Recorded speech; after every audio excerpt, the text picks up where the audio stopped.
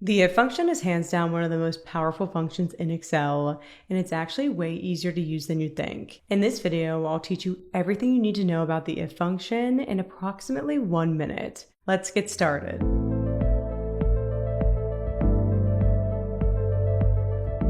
For example, here we have sales data, and we need to flag which sales rep hit their $10,000 target and which didn't in column E. Instead of checking each row manually, we can use the if function. The if function checks whether a condition is true or false and returns a different value depending on the result.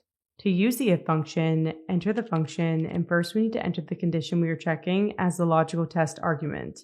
In this case, we want to check if the sale amount is greater than or equal to 10,000, so I'm going to select the first sales value and enter greater than or equal to 10,000. Next, we need to enter the value of true argument, which is the value Excel returns if the condition is true. In this case, it means that the sales rep hit their target, so I'm going to enter hit target in double quotes. Last but not least, we need to enter the value of false argument, which is the value Excel returns if the condition is false, so I'm going to enter miss target in double quotes. Now that we've entered all three arguments, fill the formula down the column to automatically flag every rep.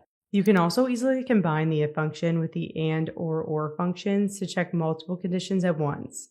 For example, now let's say we want to identify which reps hit their $10,000 target and have been here for more than 3 years to see if they're eligible for an additional tenure bonus. All we have to do is copy this formula into the new column, wrap the and function around our logical test, and then add a second criteria checking the tenure by selecting the first tenure value and entering greater than 3. Don't forget to close the and function with the closing parentheses and then fill the formula down the column to flag which reps meet both conditions simultaneously. Or if you want to check for either condition instead of both, just swap the and function for the or function, and Excel will flag any rep that meets at least one of the criteria. You just automated hours of manual work with 3 simple arguments. That's the power of the if function. If you found this video helpful, hit the thumbs up and subscribe to our channel for more Excel tips.